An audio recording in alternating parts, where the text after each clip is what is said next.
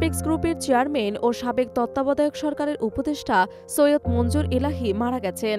সিঙ্গাপুরের একটি হাসপাতালে চিকিৎসাধীন অবস্থায় আজ বুধবার বাংলাদেশ সময় সকাল 7:31 তিনি মারা যান। সিঙ্গাপুর থেকে বিষয়টি নিশ্চিত করেছেন মরহুমের ছেলে সৈয়দ নাসিম মঞ্জুর।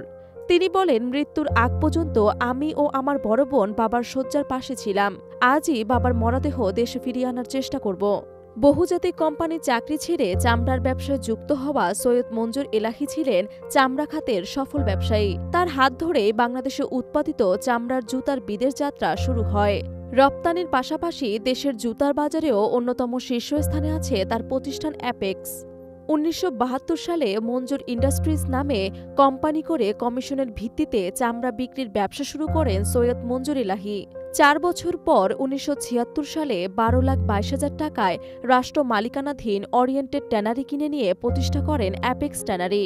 তারও 14 বছর পর যাত্রা শুরু করা অ্যাপেক্স ফুটওয়্যার এখন দেশের শীর্ষ জুতা রপ্তানিকারক প্রতিষ্ঠান।